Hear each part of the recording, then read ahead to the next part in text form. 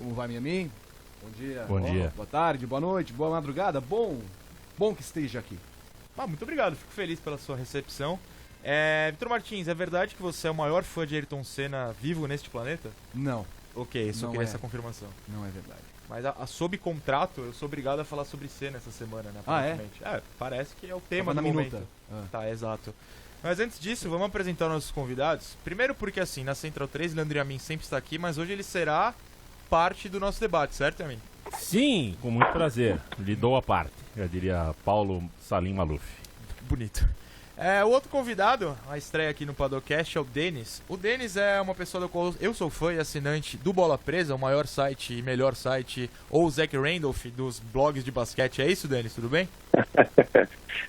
E aí, tudo bem, pessoal? Valeu pelo convite.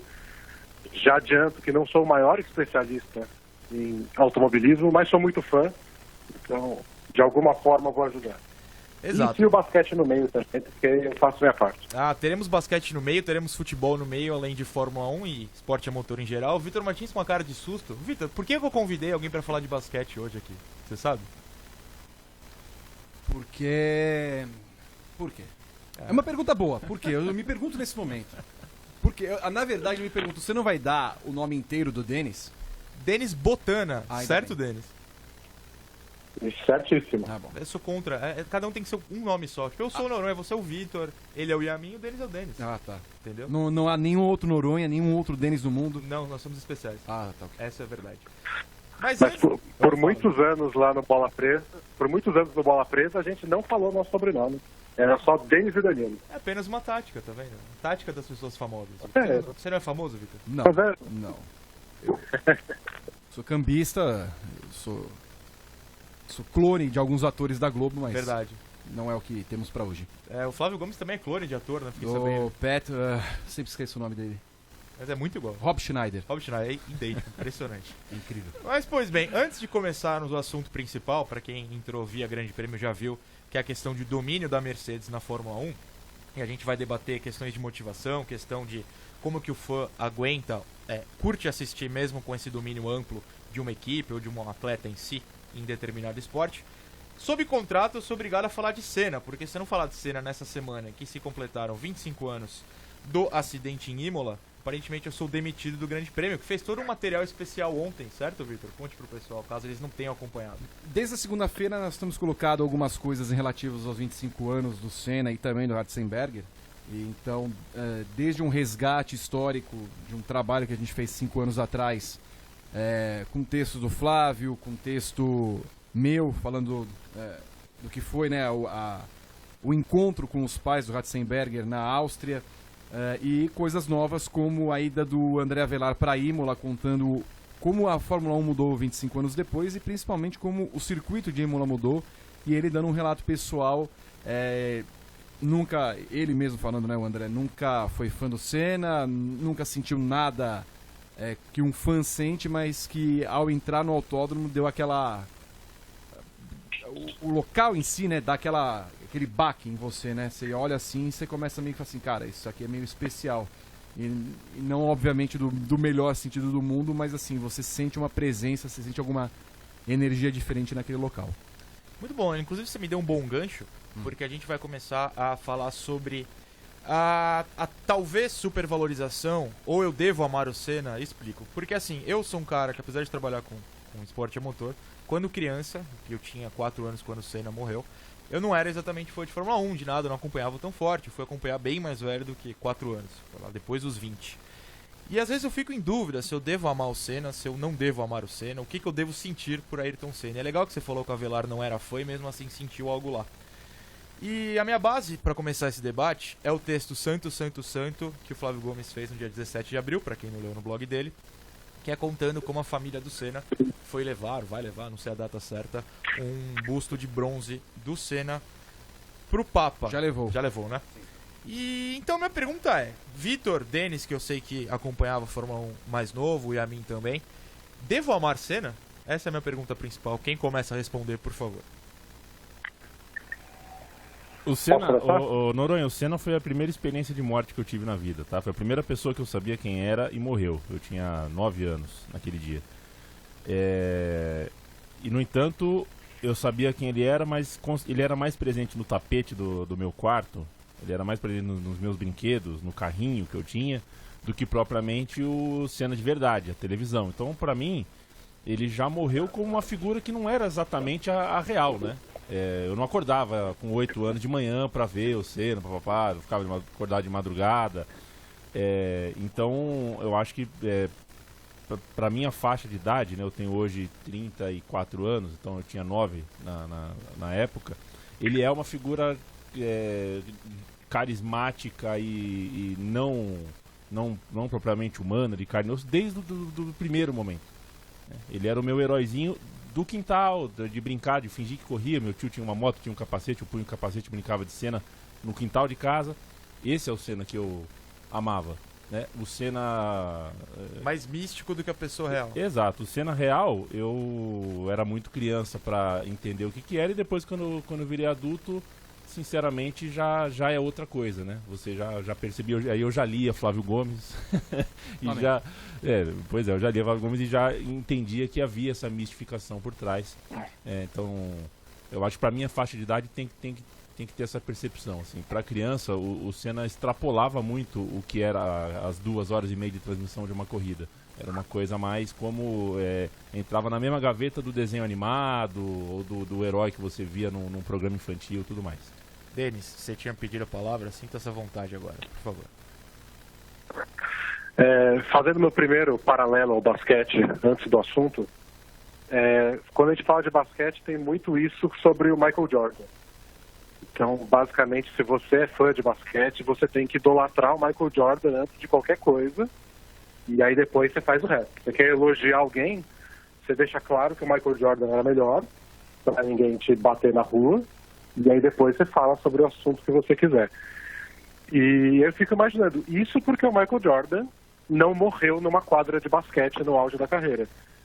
Imagina o que iria acontecer com o nível de idolatria dele se acontecesse isso. Então eu acho que ninguém precisa amar o Senna, mas eu acho que todo mundo precisa entender o quanto ele era amado e idolatrado.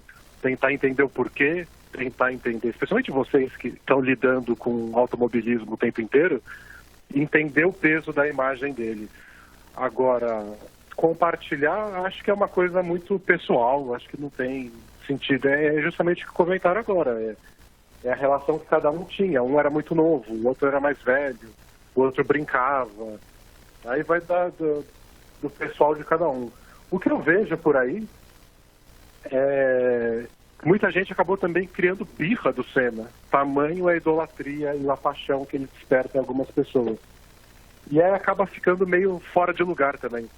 Tipo, não sei se é pra tentar diminuir ele ou odiar o cara só porque tem tanta gente que não controla a paixão. Então acho que dá pra encontrar um meio termo, assim, de tentar entender por que ele virou esse ícone que virou, mas sem necessariamente compartilhar, até porque isso é uma coisa que a gente nem controla, né? De quem que a gente gosta, não gosta. Ô Vitor, antes de você comentar, é legal esse paralelo com o Jordan, porque não sei se o senhor sabe, eu sou torcedor de Chicago Bulls. E eu acredito que se ele morresse em quadra, como o Denis fez essa comparação, eu provavelmente morreria junto. Porque... entendeu? Foi o primeiro esporte que eu gostei mais do que o futebol, era o basquete, era assistir NBA quando passava nos raros jogos na Band, mas eram basicamente jogos do Jordan. Se eu sinto que algo em mim ia morrer junto com o Jordan, acredito que tem muito isso da Fórmula 1 também, pra quem acompanhava você na época. Tem, mas muito mais pro brasileiro comum que aprendeu a ser borrifado todas as manhãs ou todos os dias quando a TV Globo em massa, naquele momento, colocava para o mundo os seus vários ídolos. Eu vou pegar dois exemplos recentes que são em várias épocas, e várias épocas que na verdade são separadas por 15 anos, 20 anos no máximo. A Globo tentou fazer a mesma coisa de idolatria com o MMA, né? Então no momento que ela viu que havia uma série de lutadores capazes de dar títulos, serem campeões, ainda que ser campeão no MMA é bem diferente da Fórmula 1, né? Você vira de fato um ex-campeão no MMA, né? Você perde o título, o cinturão. E não deu certo. Você vê que hoje a Globo mal transmite o evento. Você tem um canal, obviamente, específico para isso, você tem um público para isso, mas a Globo não soube criar um ídolo porque são outros tempos, né? Hoje você tem uma disposição imensa de plataformas que você consegue acompanhar e não lhe é imposto o tempo inteiro torcer para um brasileiro. Você não precisa ser ídolo apenas de um brasileiro. Você pode ser ídolo de um Federer, você pode ser ídolo de um Conor McGregor. Pode ser fã de pode ser atletas. É difícil. Mas, então assim, naquele momento, naquele específico momento da Fórmula 1, e só a Globo transmitia, a gente só tinha noção de Fórmula 1 naquele exato momento da Globo, a forma como o Senna morreu e a forma como ela tratou o Senna, que também era muito diferente da forma que ela tratou o Piquet, e também porque o Piquet não gostava muito, transformaram no Senna nesse mito intocável. Você, por muito tempo, não podia falar mal do Senna, né? Mas você acha que isso acabou? Eu acho que sim, até hoje. Eu acho que mudou muito, até em cima do que o Denis está falando. Hoje nós temos a exata noção, 25 anos depois, até pela questão da internet, até para você ouvir outras pessoas. Se você fala às vezes assim, o Senna não é maior de todos os tempos, não é o melhor de todos os tempos. Inclusive, na nossa Copa do Mundo ele não ganhou. Para muitos é um descalabro e para outros não, cara. Pô, a gente tem que ser consciente de achar o Schumacher o melhor. Ou o Hamilton, na minha opinião, que já passa o Senna se a gente for colocar as duas carreiras no mesmo balaio. Mas muito tempo se passou até que isso chegasse a esse ponto. E muito tempo se passou e as pessoas se conscientizaram isso e foi exatamente o que o Denis está falando. Você vai criando meio que birra. E nisso eu faço também a questão com o Neymar. O Neymar pode ser o maior atleta do mundo do futebol hoje, mas a birra que as pessoas têm pelo Neymar, pela pessoa Neymar, pelo cara que sonega imposto e pelo cara que bate num torcedor adversário, acabam diminuindo muito aquela coisa que você tem pelo atleta. Então hoje o que você sente pelo Neymar, sim, hoje as pessoas hoje têm muito mais aversão ao Neymar do que gosto pelo Neymar. Eu sei, eu sou voto vencido nessa. Então, é exatamente por isso. Então, assim, a passagem de tempo com o advento da internet, e aí, assim, o meio tempo nisso é o Guga. O Guga pegou o comecinho da internet, né? Ele começou a ser campeão em 99 em Roland Garros. E hoje, por mais que o Guga não seja o maior tenista de todos os tempos, talvez não esteja nem entre os 10 maiores de todos os tempos, muita gente talvez o considere dessa forma, porque o Guga soube trazer um outro lado.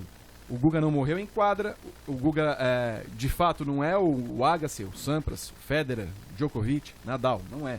Mas assim, o Guga teve um outro lado carismático, midiático, que não foi tanto do Senna, que é aquela coisa de louvar a Deus, Deus baixou em mim, fez um segundo em mim em cima do Prost, mas o Guga é uma pessoa tão bem querida que você consegue jogar esse balaio da torcida junto com o que ele foi, com a idolatria. Isso é difícil hoje não gostar do Guga, mesmo naquela época. O Guga não tem inimigos na imprensa, fora dela, dentro do tênis, fora do tênis. Então, essa relação de gosto que você vai misturando ao longo do tempo, e você termina com um ponto. O Pelé vai morrer daqui a um tempo. O Pelé vai cair na mesma situação do Neymar, porque o Pelé foi ídolo nos anos 70 e passou o tempo. E essa geração nossa vê o Pelé não como jogador de futebol, embora tenha muitos recursos para buscá-lo. Você vê o Pelé pela ótica do que ele fala, e geralmente você não concorda com nada com o que ele fala. Então, o Pelé, quando morrer hoje, vai ficar num patamar muito menor do que o do Senna, porque o Senna morreu no auge e morreu da forma que foi ao vivo. O Pelé não. O Pelé vai morrer para todo mundo dessa geração como uma caricatura. Denis, inclusive, acho que é um bom momento para você comparar com o Jordan novamente, porque hoje vocês falam muito isso no Bola Presa, sobre como o Jordan hoje é mais conhecido pela nova geração. Qual é a nova geração? Geração Y? São os Millennials? Eu não sei qual é. Millennials, ok. Como o Jordan para os jovens nos Estados Unidos é mais o meme do Cry Jordan do que um grande ídolo, né? E o Senna não teve, como o Vitor falou, uma passagem para mais humano do que o mito que ele virou. Foi uma pesquisa até que fizeram nos Estados Unidos sobre isso, e muitos jovens mesmo, adolescentes, 12, 13, 15 anos, associavam mais ao Jordan ao meme que foi criado em cima dele, que é o Crying Jordan, que é uma foto dele chorando. E aí sempre que acontece alguma coisa, que alguém perde algum jogo, enfiam a cara do Jordan chorando em uma montagem na foto, colocam na cara de alguém e todo mundo dá risada. E muita gente associava o Michael Jordan com isso, ao invés de associar com o que nós que vimos mais de perto, ou até o pessoal mais próximo do basquete vê, que é como o maior de todos os tempos. E tem muito disso porque do que aconteceu com o Pelé, porque a pessoa continua vivendo depois que ela parou de jogar e continua produzindo alguma coisa que agrega a imagem dela. Então a imagem do Jordan que a gente tem hoje não é a imagem do último arremesso dele, que ganhou um campeonato. Não, teve o que ele fez depois, aquilo lá, e aquela outra história que vazou, e alguma declaração que ele deu.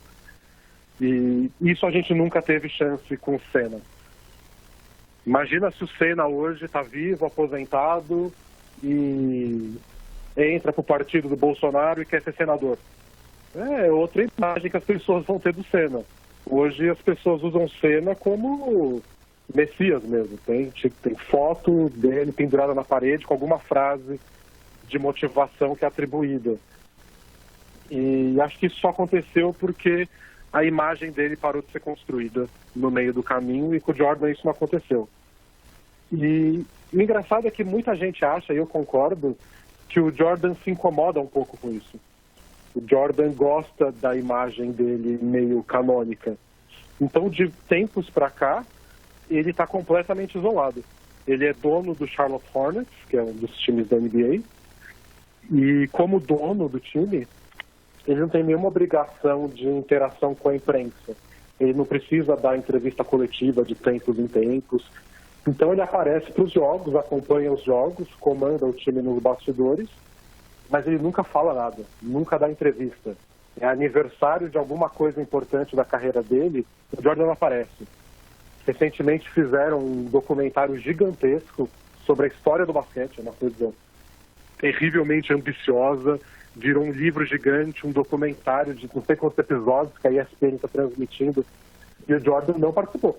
Participou todo mundo. Tem ídolos dos anos 60, 70, 80, 90, atuais, mas o Jordan não quis. Ele se abdicou disso e ele se abdica de entrar em qualquer discussão, e a imagem que passa, a ideia que passa, ele nunca vai confirmar porque ele não fala, mas é que ele não quer manchar a imagem dele. Ele gosta dessa imagem que o pessoal tem de idolatria. Ô, Denis... Então, é uma coisa curiosa. Pode falar. Não, perdão, desculpa, Denis, completa aí.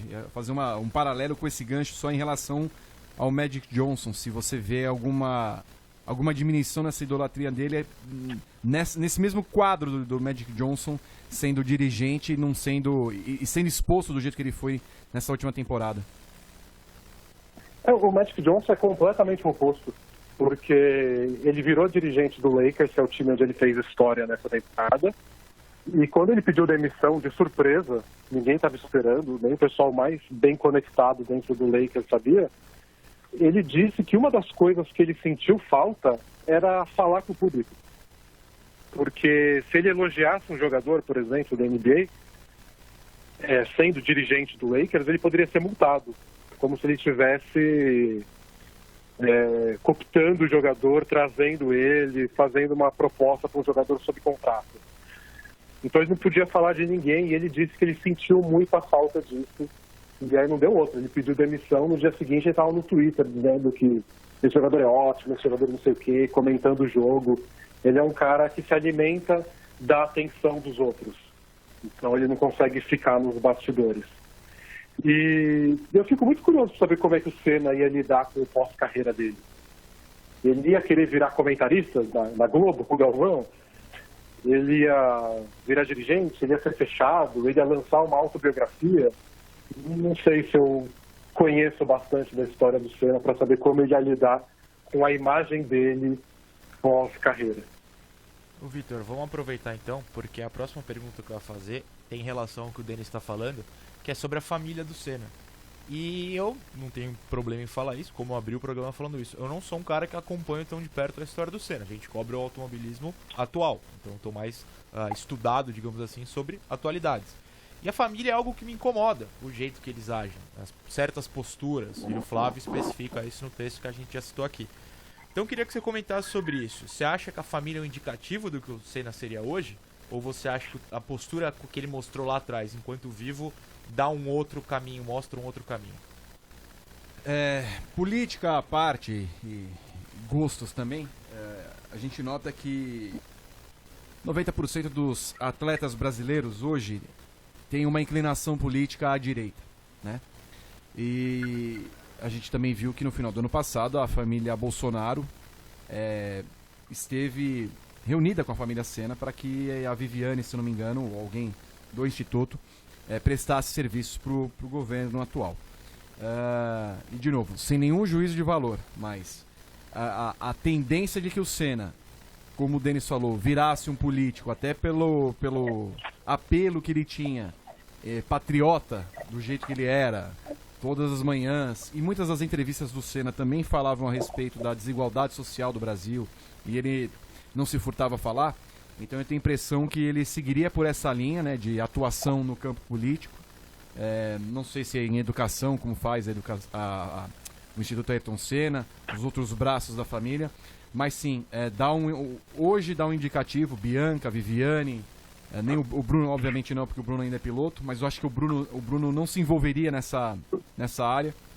Então eu tenho a impressão que sim, é o indicativo do que o Senna seria hoje e como tal, no mundo de hoje que vivemos, na situação de hoje que vivemos, sendo um político, o Senna realmente perderia muito da aura dele, porque nessa polarização em que vivemos política, certamente 50% do lado do Senna que gostava dele daquela forma, já não estaria apreciando o piloto como ele era, tal qual muita gente, mesmo sem conhecer a família Senna, Viviane e Bianca, não levam a família na melhor das intenções com o seu instituto. Você acha que ele seria comentarista esportivo, uma possibilidade? Porque assim, eu faço um exemplo, um grande jogador desse nível que virou comentarista no Brasil hoje, e já parou porque era ruim, foi o Ronaldo. E o Ronaldo, assim, claramente não serviu. Você acha que o Senna serviria pra isso? Ele conseguiria ser uma pessoa pública em termos de comentar constantemente o que estava acontecendo no esporte dele? Eu tenho a impressão que em comentar não, embora ele tivesse eloquência midiático do jeito que era, mas comentar não, porque eventualmente atrapalharia em algum momento alguns negócios que ele teria em paralelo. E até, por exemplo, se fosse a questão política, ele não poderia ser comentarista e político ao mesmo tempo.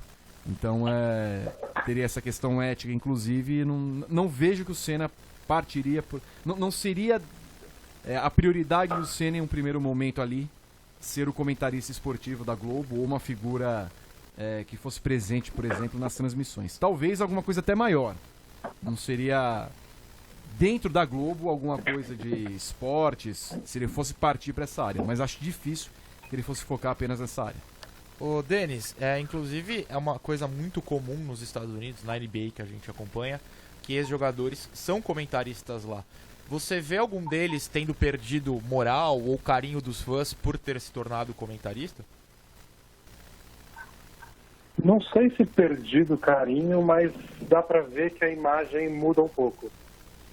Você pega o Charles Barkley, por exemplo, ele na televisão como comentarista é um grande piadista. Ele está sempre exagerando nos comentários, exagerando nas reações. E assim como a nova geração vê o Jordan como meme, o pessoal fala de Charles Barkley e você pensa no comentarista gordo da TNT falando abobrinhas e se exaltando à toa. É meio que o Neto comentando futebol no Brasil. Você fala o nome do Neto, você pensa nele esperneando na Band. Você não pensa nele marcando gol importante pro Corinthians, campeão em 90. Então, e hoje em dia isso é mais complicado ainda porque, bom, tem internet, tem televisão, a parte da mídia é muito pesada. Então o cara tá aparecendo o tempo inteiro, é muito difícil dissociar disso. Então não sei se perde o respeito, mas você cria um novo personagem diferente do seu personagem jogador, mas com o mesmo nome. Então, sem dúvida, algumas pessoas acabam associando primeiro com o cara comentarista do que com o cara jogador. E a mim, você que é um cara que acompanha diversos esportes, tal como eu, tentamos, né? Você enxerga alguém que exemplifica o que o Senna seria no mundo dos comentários, do jornalismo esportivo?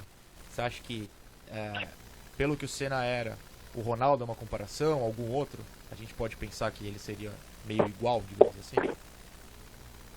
O Ronaldo, fenômeno, eu acho que é um exemplo que se assemelha, porque o Ronaldo, quando é Copa do Mundo, por exemplo, quando é Olimpíada, né, ele vai pra cabine, tá lá com o Galvão.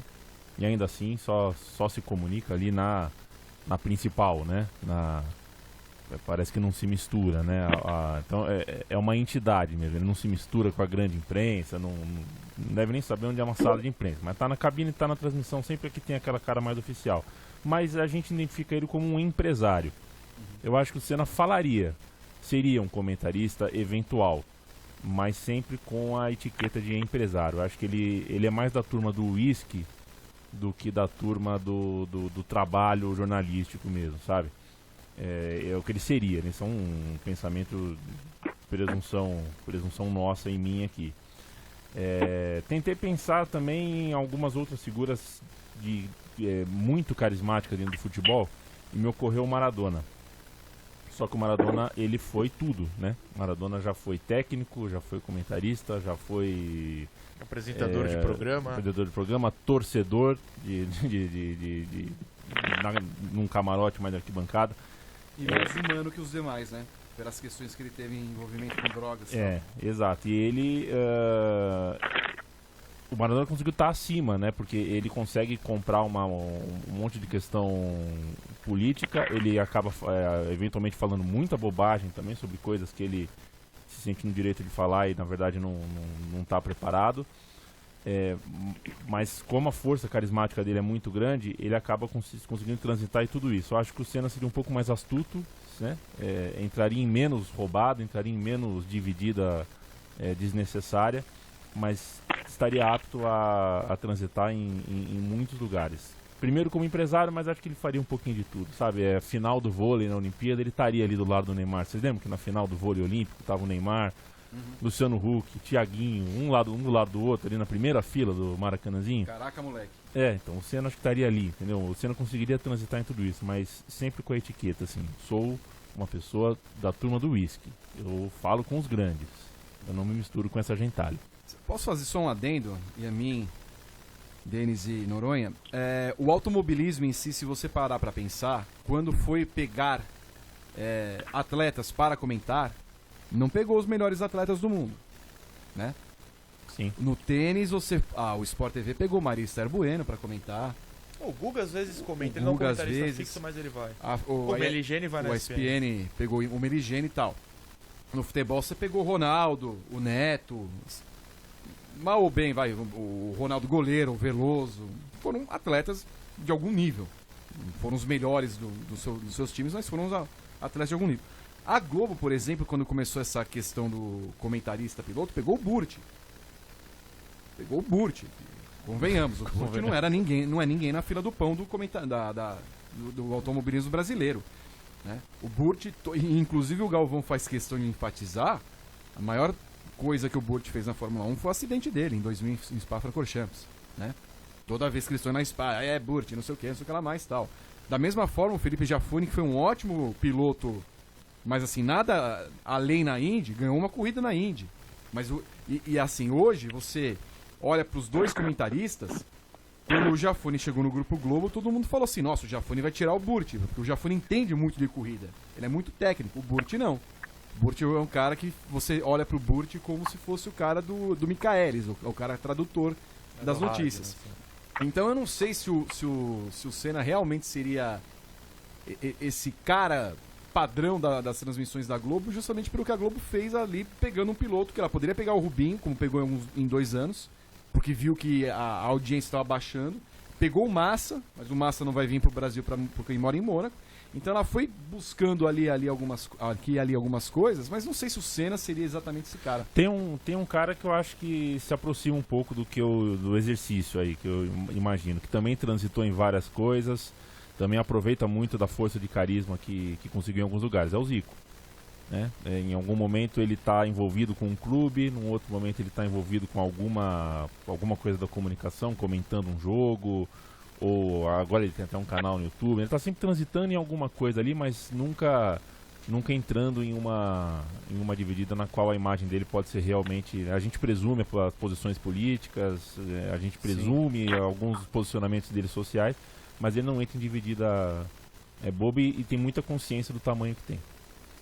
Muito bem, essa foi a primeira metade do Padocast e a grande resposta para a minha pergunta, se eu devo amar ou odiar Senna, segue sem resposta. Que na verdade era o objetivo, eu só queria debater no debate mais sério que a gente teve aqui no Padocast desde que eu cheguei, Vitor. Eu tô errado? Teve algum debate tão sério assim? Não. Podemos responder já ou não? Se devemos amá-lo ou não? Não, pode responder, claro. A relação de ódio e amor que se cria hoje é muito distante, como eu falei pra vocês, daquela relação anteriormente. Hoje é muito fácil você polarizar as coisas por motivos que não se resumem ao esporte em si. Dever amar, o dever, né? Até O que é o amor, né? O que é amar? O que é amar, é verdade. Mas é realmente muito pessoal. Mas hoje, eu sei que o amor pelo Senna é muito menor, obviamente, porque além da memória seletiva e da paixão que a gente vai perdendo ao longo do tempo, né? A gente vai conhecendo melhor as figuras e vai tendo outros amores, né? A gente vai se abastecendo de outras preocupações e paixões. Então, se a gente deve amar Senna, a gente pode amar Senna. Deve, a gente não deveria amar. Muito bem. Com esse monólogo maravilhoso sobre amor de Vitor Martins, eu encerro a discussão. Sigo em cima do muro, que é um bom lugar para se estar nessa discussão, concorda? Você nutre algum sentimento por ele?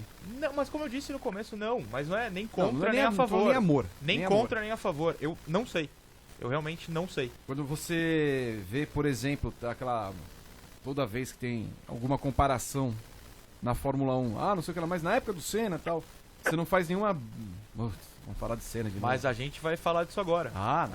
Teremos essa questão agora. Sobre o domínio, sobre como muita gente fala que o passado era melhor, como falam, na época do Senna, como você bem citou. Leandro Amin, posso te pegar de surpresa? Tem uma vinhetinha pra gente mudar de assunto? Uma vinhetinha pra gente mudar de assunto? Eu pensei agora, veio na cabeça do nada. Mas eu que escolho a vinhetinha? Pode escolher. Nossa Só pra senhora, quebrar o assunto.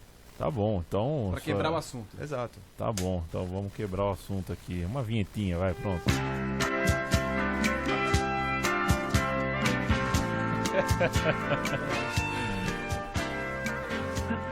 Que beleza, hein? Muito que bem, eu não faço ideia do que seja isso, mas adorei. Pois bem, vamos pro assunto final e que coloca o título A cara de Vitor Martins, pra quem não tá assistindo ao vivo, é um épico nesse momento. O título deste Padocast número 16 é O domínio da Mercedes torna a Fórmula 1 chata? E é pra isso que eu chamei o Denis, pra ele fazer comparação dessa questão de domínio com basquete, o Yamin de futebol e o Vitor na própria Fórmula 1 e outros esportes a motor, se assim se sentir bem. Vou começar então falando sobre como a Mercedes, nas primeiras 4 corridas do ano, fez 4 dobradinhas. E me corrija se eu estiver enganado, é a primeira vez na história que isso acontece, certo, Vitor Martins? Certo. E isso eu já vejo muita gente falando sobre como a Fórmula 1 pode estar chata. E eu fui pesquisar questão de domínio, sequências de títulos na Fórmula 1. O Fangio foi tetra, o Schumacher de 2000 a 2004 foi penta, o Vettel foi tetra entre 2010 e 2013, o Hamilton entre 2014 e 2018 ganhou 4, com o Rosberg quebrando a sequência, mas da Mercedes sendo penta nos últimos 5 anos, em 2016. Isso torna a Fórmula 1 chata, Vitor Martins, de alguma maneira? Torna e se mescla muito com o que a gente havia falado agora há pouco a respeito do Senna. Porque, por exemplo, eu percebo uma torcida natural, não só aqui no Brasil, no mundo inteiro, para que Charles Leclerc ganhe uma corrida. Assim, todas as 4 corridas, mas principalmente a do Bahrein, que ele poderia ter ganhado e não fosse a quebra do carro, veio aquela comoção nacional e todo mundo da Itália, nossa, Leclerc é muito melhor que o Vettel, esse moleque é o futuro da Ferrari, ele precisa ganhar, tal. E nisso, naturalmente, você começa a torcer pelo moleque. É uma empatia que a gente cria e até que tem aquela coisa, nós humanos somos... Tirando as torcidas naturais que temos, são muito mais afeitos a ganhar do pequeno do que ficar o tempo inteiro torcendo para aquele cara que está sempre ganhando. A partir do momento que o Leclerc exercer um domínio na Fórmula 1, essa torcida vai minguar. Porque nós vamos achar chato. Pô, acordar ou acompanhar um esporte para ver sempre a mesma pessoa vencendo é chato. E é engraçado, porque eu vou falando isso e vou pensando numa figura que talvez a gente nunca pensasse que era chato vencer, que era o Usain Bolt. Né?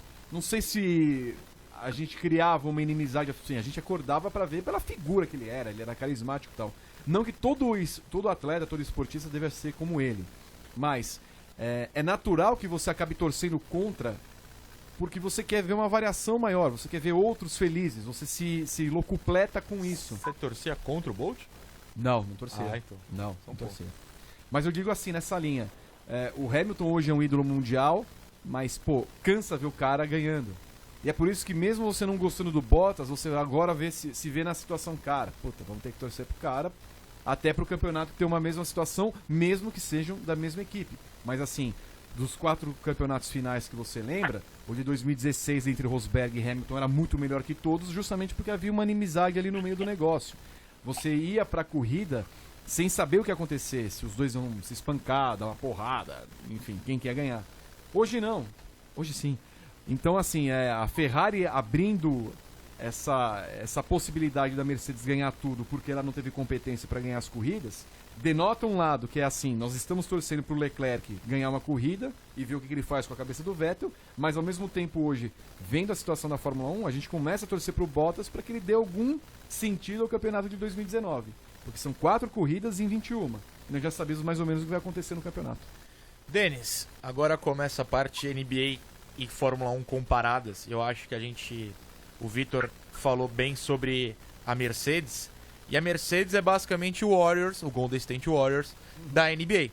O Warriors ganhou em 2015, foi à final em 2016, perdeu pro Cavs, do LeBron James, ganhou em 2017, ganhou em 2018, e muita gente, a partir do momento em que a base foi mantida, tem certeza que vai ganhar esse ano.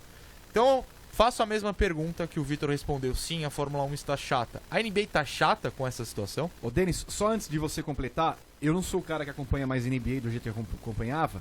Eu era da época que o Golden State Era nada. O Golden State era o saco de pancada da NBA. Então assim, quando o Golden State começou a ganhar, eu falei, caralho. Eu falei assim, caralho, o Golden State tá ganhando. Que é a mesma coisa, eu torço pro Kings, eu não acompanho mais. Eu acho que eu não vou ver o Sacramento Kings ser campeão na NBA.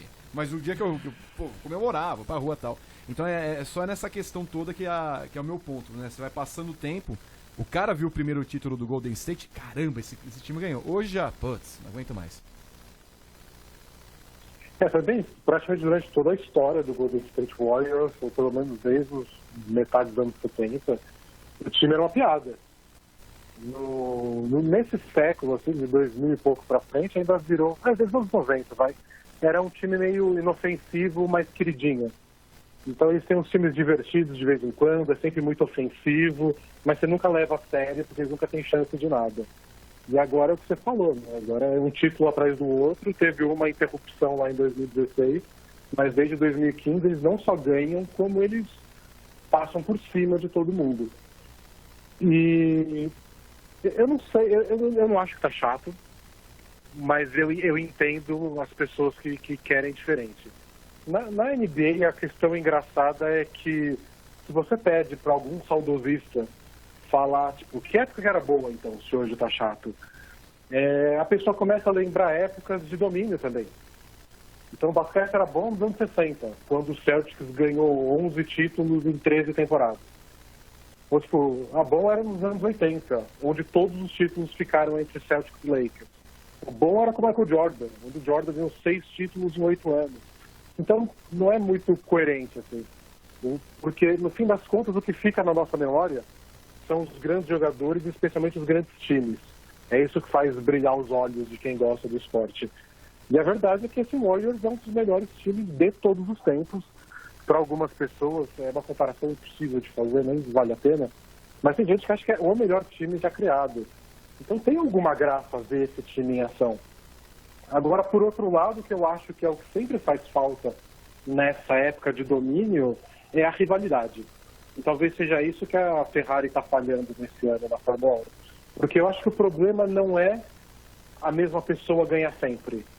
Mas a gente quer ver esse cara que é tão bom ser desafiado. Então, o que a gente queria é que o Vettel levasse o Hamilton até o limite. E aí, se nesse limite o Hamilton ganha de novo, beleza. Parabéns para ele, grande corrida, grande atuação.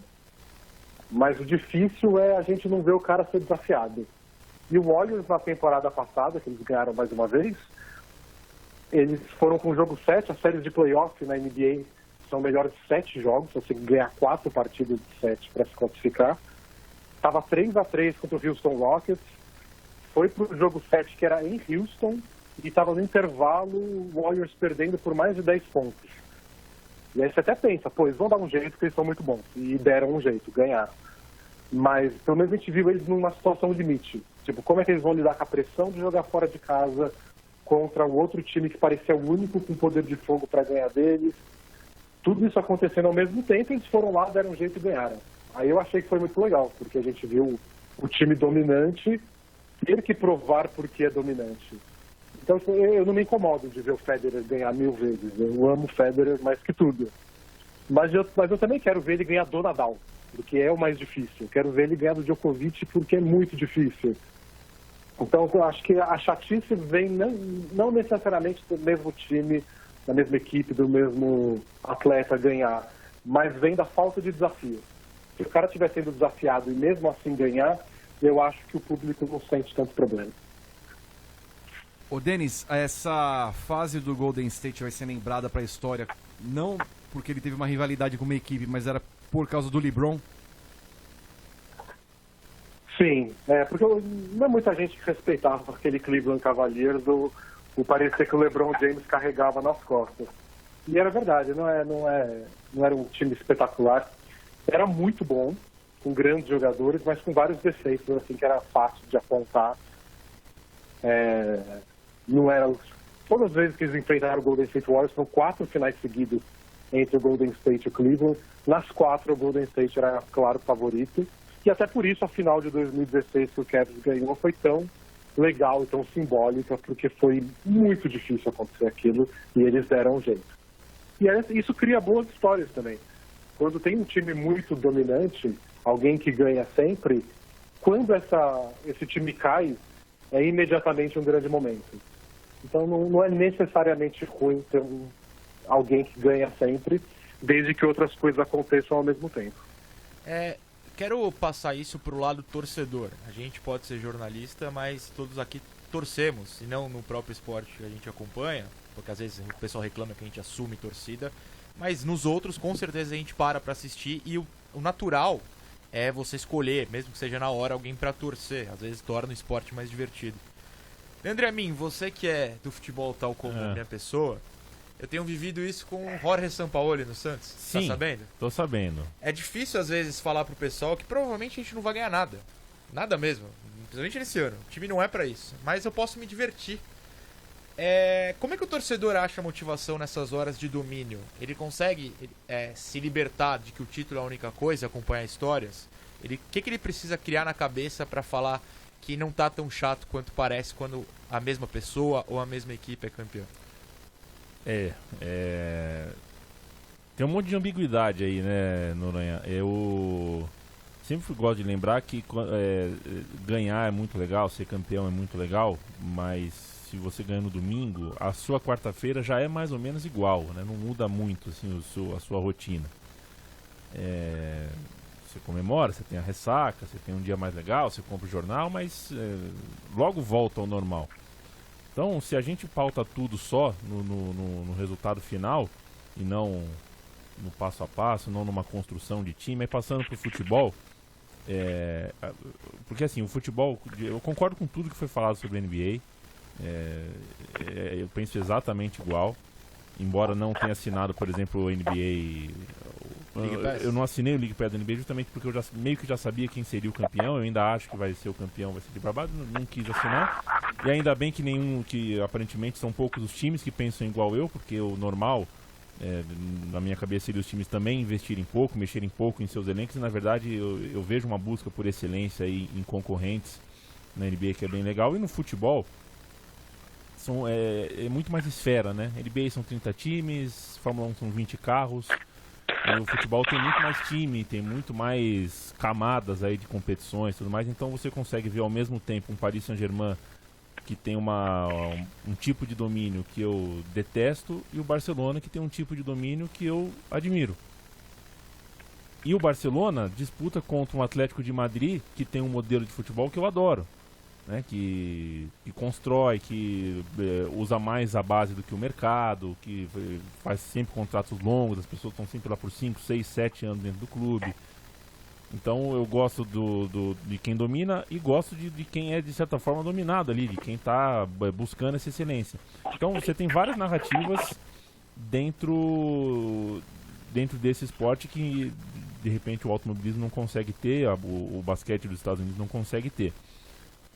Posso falar da Inglaterra também, questiono o Manchester City, mas gosto do que o Tottenham fez. O Tottenham não foi pro mercado no último ano, gastou zero libras e está aí na semifinal da Champions League. Então eu acho que o leque de opções, né, o catálogo que o futebol oferece de políticas, de construção de elenco e a construção do elenco no segundo momento, construção de memória, porque você vai vendo semana a semana como aquele time vai se desenvolvendo, acaba se tornando injusto na hora da comparação, né?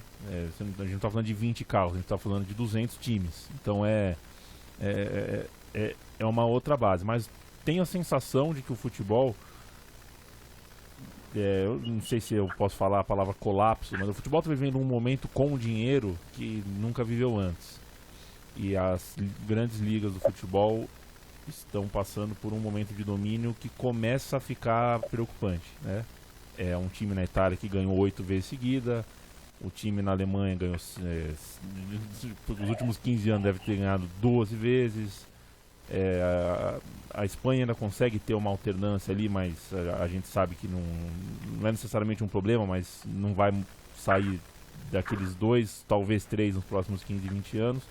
Mas tem muito país aí que tinha um bolo um pouquinho mais fatiado e a gente vê que a tendência é que isso não aconteça mais. E aí fica aquela coisa, porque como você citou, né, Vitones, atletas de outros esportes, tem aquele cara que é o ídolo que a gente torce a favor e o ídolo que a gente torce contra.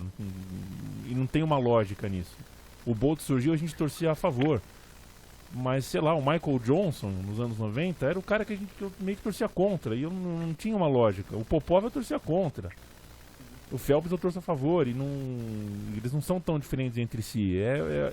Aí tem uma questão, sei lá, carismática. Não sei se tem a ver com a nossa idade. A gente tá mais chato, menos chato. A gente quer...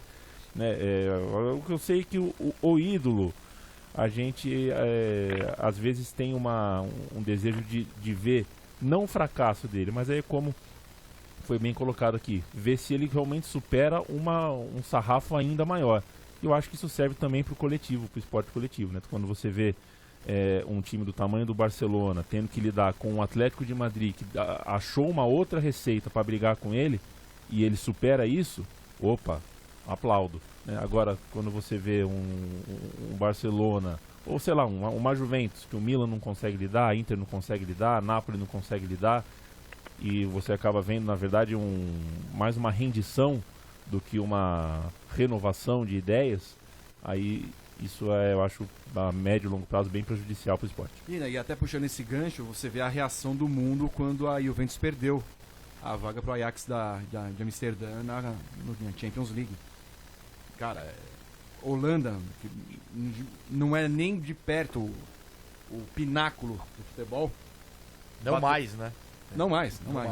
Entendeu? Então assim, você bater aí você fala assim, quer dizer, a Juventus chega lá no final de semana, faz 7-0 no Sassuolo, 4-0 na Spal, 6-0 no Frosinone. Agora, então você parece que é aquela coisa assim, é fácil bater naquele coleguinha lá que você ganha 8 vezes, né?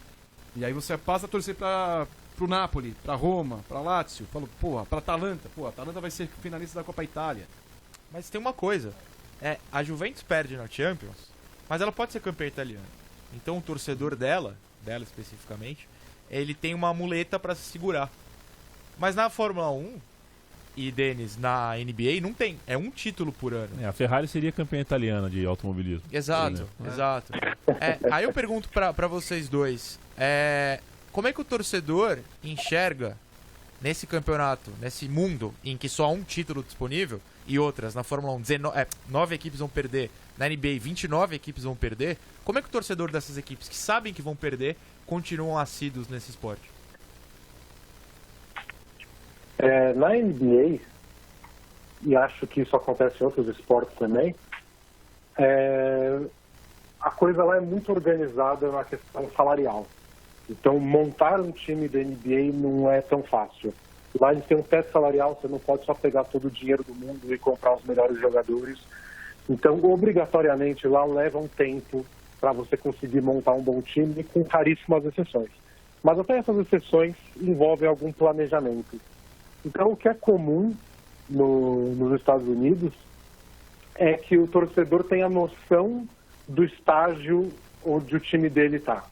E não tem medo de rebaixamento lá, né, porque é uma liga fechada.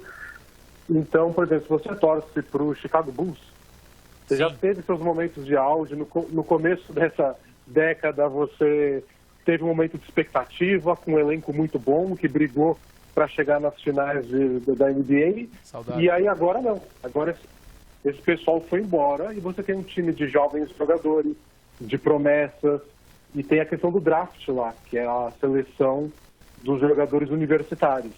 Quanto pior é o time, mais alta é a sua posição no draft, então você pode conseguir selecionar a próxima grande promessa, que é um moleque espetacular de 19 anos. Então você começa a vibrar com outras coisas. Você vibra porque o seu moleque novo, no caso do Bulls, por exemplo, pode ser o Lauri Markkanen, que é um jogador finlandês. Tipo, ele está saindo muito melhor do que esperado. Você consegue vislumbrar que daqui 3 anos, 2 anos, ele vai poder levar o time para frente. Então, cada time tem seu estágio e você consegue acompanhar a temporada sabendo disso. Então, a torcida do Orlando Magic, que é minúscula, mas existe, vibrou nessa temporada porque o time se classificou para os playoffs pela primeira vez em 8 anos. Foi uma vitória. Aí chegou nos playoffs, tomaram uma sarrafada, mas pelo menos agora tem uma perspectiva para o ano que vem. E eu entendo que não funciona em todo o esporte isso. Até no basquete nacional, por exemplo, não funciona tanto, porque aqui a maioria dos contratos são de 1 ano só. Então, se você tem um time promissor nessa temporada, nada garante que no próximo a mesma molecada vai estar lá. Então, eu sei que é uma coisa muito específica da NBA, ou pelo menos dos esportes americanos, que tem essa estrutura do teto salarial e que você pode fazer um planejamento a longo prazo. Você consegue aproveitar o seu time sabendo da posição dele e das expectativas dele. No futebol, eu não sei se funcionaria. Não imagino um torcedor, sei lá, do Corinthians, do Palmeiras, vibrando com 7ª posição no Campeonato Brasileiro, só porque tem a consciência de que o time é muito jovem. Aqui é a obrigação de ganhar o tempo inteiro. Mas na NBA funciona isso. E eu confesso que comigo na Fórmula 1 nunca funcionou, mas que esse documentário da Netflix ajudou bastante. Porque o documentário da Netflix da Fórmula 1 não mostrou a Ferrari e a Mercedes. Foi todo focado nos dramas das equipes menores. E foi muito legal ver isso. É coisa que eu pelo menos que sou um fã casual, ignoro durante as corridas. Tanto faz o que a Haas está passando ou não no Grande Prêmio da Austrália. Mas vendo o documentário, você pensa, realmente era uma baita história, os carros saíram, e foi um grande drama. Eu acho que um jeito de aproveitar o esporte sem se focar nos vencedores é isso. Tem historinhas acontecendo em todo lugar. O time ruim, o time médio, todo mundo tem algum objetivo, alguma história de superação ou de decepção que talvez devesse ser mais explorada, não ser só de quem ganha e quem perde. E, Denis, você vê bem isso também, além do documentário, agora nos 25 anos do Senna. A gente pegando tudo que foi falado, por que o Senna... O que levou à morte do Senna? A Williams 94, que era dominante em 92, 93, suspensão ativa. A FIA muda o regulamento, elimina esse sistema. A Williams se perde, mas se mantém ali na frente. Pô, em 2004, em 94, você tinha uma Williams. O que a Williams hoje é na Fórmula 1? A Williams virou completamente, era o Golden State do que era naquela época. O Williams não é nada. A Williams tomar 6 segundos num final de semana, numa volta, é nada. Então, assim, é aquela coisa. Você tem aquela equipe ali, e o que a Liga Fórmula 1 faz para que a Williams volte a ser o que é ela? Nada. Porque a Fórmula 1 há anos, décadas, debate a questão do teto salarial, do teto orçamentário, não consegue achar um meio termo, porque as equipes grandes nunca vão querer gastar um limite, porque elas sempre têm a mais para gastar e querem estar no topo. E aí a Williams, que não teve patrocinador e foi se perdendo ao longo do tempo, está nisso daqui. E a gente fala assim, Claire Williams, saia, venda equipe, faça alguma coisa. Só que o bolo Fórmula 1 não é a liga, não faz nada para que a equipe volte a ser a que é. E na Fórmula 1 tem aquela questão do dinheiro para as equipes por posição, não tem? Tem. Então ela acaba punindo quem fica em último. Sempre. E assim, Então, se você acabou em último uma temporada, tem menos chance de se recuperar para a próxima, porque você ganhou menos dinheiro do que quem já está na sua frente. E pois é, isso porque assim, Denis, você tem hoje 10 equipes e o regulamento premia 10 equipes. Se no ano que vem a escuderia GP, nós vamos ser todos da próxima escuderia da Fórmula 1, vai ser a 11ª equipe, provavelmente nós seremos a última colocada. Nós não vamos ganhar nada no bolo da Fórmula 1. Então você acentua cada vez mais as diferenças de uma para outra. Pois bem, para finalizar, eu tinha separado a gente falar também a motivação do próprio atleta. Porque, por exemplo, quando o Hamilton foi campeão, e ele foi campeão uma corrida antes do Brasil ano passado, certo? E a Mercedes ganhou no Brasil. Foi no México. E a Mercedes ganha o Mundial de Equipes aqui no Brasil. Estava com ele, Pedro Henrique Maron, conhece? Estava lá. Estava lá na sala da Mercedes pós-prova, e o Wolff falou, Toto Wolff, o chefe da equipe, inclusive uma pergunta nossa, como é que o Hamilton vai se motivar para andar no que vem? E a resposta do Wolff foi, ele tem recordes a bater. Só que aí ali, você tem uma pergunta, você não pode ficar debatendo com o cara, veio na cabeça, pô, legal, ele tem recordes a bater, mas na pista ele não tá enxergando esse recorde. Ele não tem um rival que vai bater esse recorde no lugar dele. O Vettel não vai fazer isso, o Vettel não vai alcançar agora as mesmas marcas. Como é que o atleta se motiva? Como é que o Hamilton, por exemplo, se motiva esse ano a ganhar? Vai ser só se ele continuar sendo desafiado pelo Bottas? Ou vai ser mais um ano fácil e uma hora ele vai cansar de ser tão fácil? Eu respondo. Olha, eu tenho a impressão que o Hamilton vai querer ser o maior de todos os tempos nos números, e até porque tá relativamente fácil de ele conseguir.